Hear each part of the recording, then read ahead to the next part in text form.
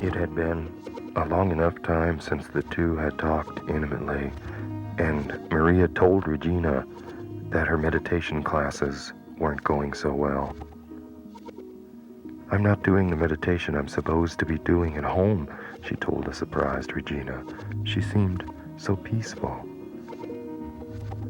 "I'm too restless to sit there, so I'm going out before the sun rises, looking at everything with a flashlight. That really concentrates the vision."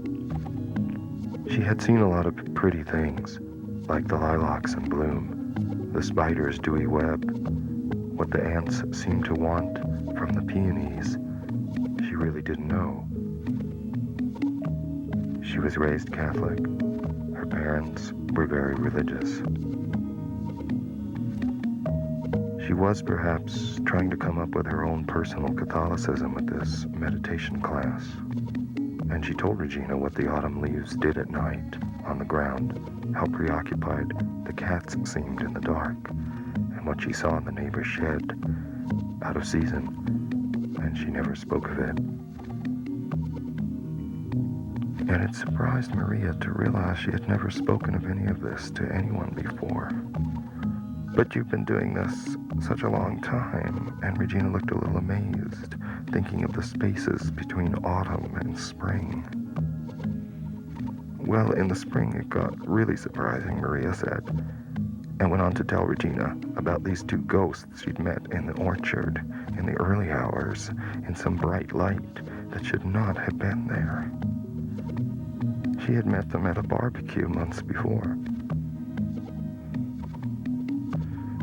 And they told her they were dead, and how they coasted right through a terrible car wreck that killed them. The woman was really beautiful, but wouldn't speak. "We didn't even notice it," the man said.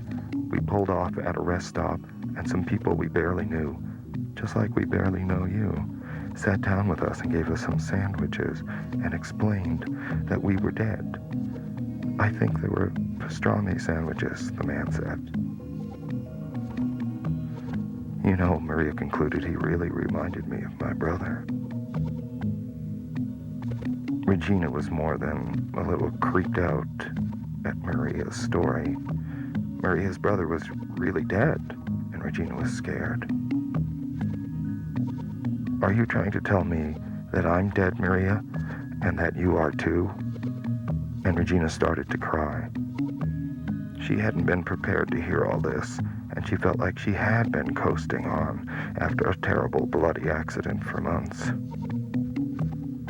And that's when Maria's enlightenment took an unexpected turn.